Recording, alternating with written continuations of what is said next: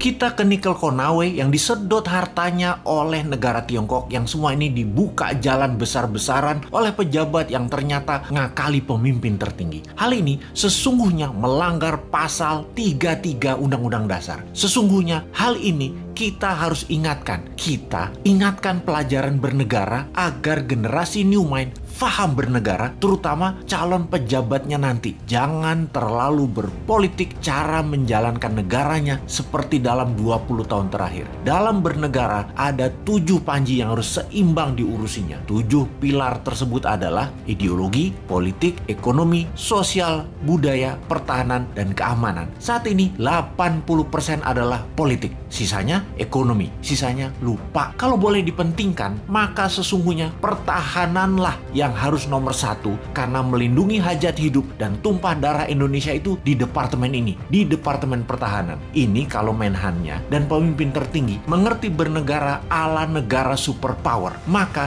inilah harusnya yang dikedepankan. Sayang yang sekarang belum menunjukkan hal itu. Pandemi ini masalah kesehatan, iya benar, tapi kalau melumpuhkan ekonomi dan membuat negara lain menyerang kita dengan berita-berita mengerikan tentang COVID di Indonesia, dan pemerintah saat ini tidak mengcounternya, ini menunjukkan lemahnya hubungan internasional dan pertahanan luar negeri Indonesia. Tidak ada counter propaganda di luar negerinya. Berita Indonesia demikian parahnya di luar negeri. Seakan pandemi di Indonesia itu paling parah, lebih parah dari India yang memapar hampir 30% manusia di India. Sementara di Indonesia itu hanya 10%-nya India, tapi citranya di luar negeri lebih parah. Itu saja contoh bagaimana bernegara Indonesia itu jago kandang, dan ini berbahaya. Itu nanti oleh New Mind tidak boleh terjadi lagi. Represif menekan itu jangan ke rakyat, tapi negara lain yang merugikan kita itu yang ditekan. Kembali ke negara berdaulat dan pejabatnya faham bernegara, maka setiap langkah harus menguntungkan masyarakat adalah wajib, serta melindungi tumpah darah Indonesia itu adalah wajib. Lalu kita semua tahu apa yang namanya nation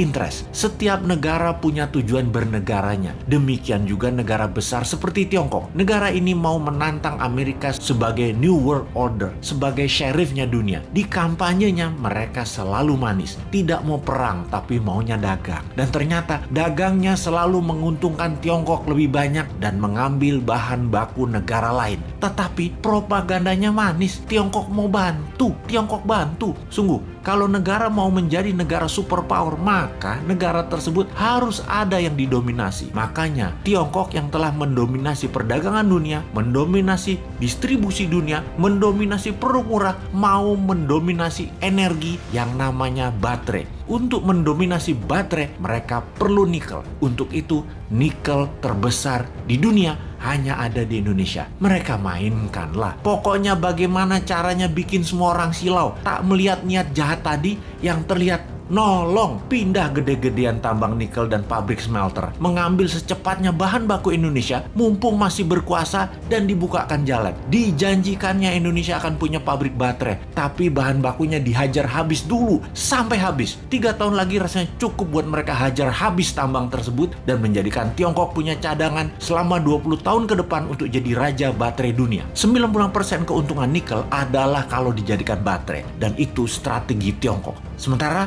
kita dapat taiknya Tiongkok. Sudah sejak 4 tahun lalu kita berjuang mengingatkan bahayanya tambang nikel di Sulawesi karena tidak menghasilkan keuntungan apapun buat Indonesia atau kurang menghasilkan keuntungan buat Indonesia. Buktinya kita masih ngutang bernegaranya. Sementara kalau nikel jadi baterai tanpa asing, maka hutang plus tidak ngutang lagi adalah sebuah kepastian. Oh lupa. Doktrin di kepala para pejabat Indonesia saat ini kan, Indonesia tidak mampu berdiri sendiri tanpa asing. Wahai pejabat, realistiklah. Kalau nikel tambangnya membuat kita kaya, saat ini kita nggak ngutang lagi sekarang. Tetapi mengapa masih ngutang?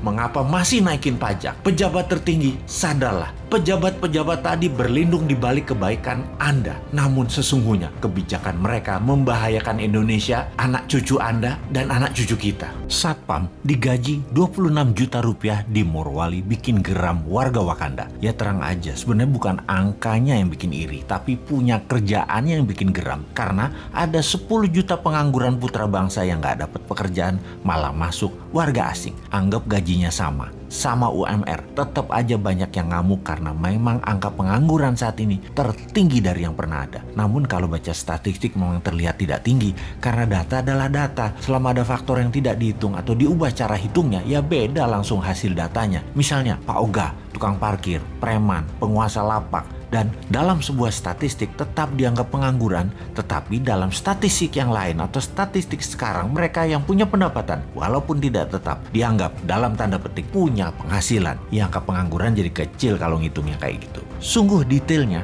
banyak yang tidak tahu bagaimana menghitungnya, tapi ada baiknya metode dan cara menghitung datanya dilakukan pihak swasta yang netral serta oleh banyak lembaga seperti Moody's, S&P atau Standard & Poor's dan lain sebagainya. Jadi kita kembali ke topik aja deh. TKA Tiongkok yang membanjir besar-besaran dalam periode pemerintahan saat ini sangat melukai hati 10 juta pengangguran di Indonesia. Sebenarnya alasannya apa sih? Mereka lebih ahli? Nggak juga. Alasan pejabat aja biar dibenarkan pejabat tertinggi. Namun sesungguhnya pejabat ini yang membiarkan mereka masuk ini sudah menghina rakyat Indonesia berkali-kali, tapi tetap didiamkan karena gaji mereka yang besar dan banyak jumlah tenaga kerja itu. Sesungguhnya hal inilah yang menyakitkan hati banyak saudara kita para pengangguran di Indonesia. Oke, kita sebagai penyeimbang informasi bagaimana harusnya mengingatkan mereka bernegara yang benar. Newman itu selalu punya penyeimbang pikiran dan punya solusinya. Kita sebelum memberikan usulan kita ke Korea Selatan. Bagaimana Korea Selatan mengelola tenaga kerjanya? Nomor 1, buka lapangan pekerjaan buat rakyatnya terlebih dahulu. Ketika 100% rakyatnya bekerja, ternyata masih banyak pekerjaan-pekerjaan yang diperlukan untuk hal yang level bawah. Bangsa Korea adalah bangsa yang bangga nasionalismenya, maka pekerjaan level bawah itu diberikan ke orang asing atau tenaga kerja asing. Buruh pabrik kasar, pembersih sampah perkotaan, suster di rumah sakit, dan banyak lagi diambil dari tenaga kerja asing. Intinya, warga Korea Selatan dilayani tenaga kerja asing. Begitu juga Hong Kong, Taiwan, Saudi, dan banyak negara lainnya, termasuk Malaysia. Mana mau orang Malaysia kerja di kebun, mending tenaga kerja asing yang melakukan dirty work itu. Dan dari beberapa negara tersebut, warga Indonesia atau buruh migran Indonesia adalah putra Indonesia yang tidak disediakan oleh pemerintah lapangan pekerjaan itu jadi budak di negeri orang. Singkatnya, kalau di negeri Wakanda, asing yang didahulukan dan dilayani oleh warga Wakanda dan pejabat Wakanda. Sedangkan rakyatnya Wakanda dianggurin plus disuruh kerja ke luar negeri jadi budak melayani bangsa asing. Jadi budak melayani bangsa asing. Solusinya Newman bagaimana? Tentunya solusi yang kita berikan pada old might penguasa. Solusinya Newman bagaimana? Solusinya adalah UKM Indonesia yang memberikan 97%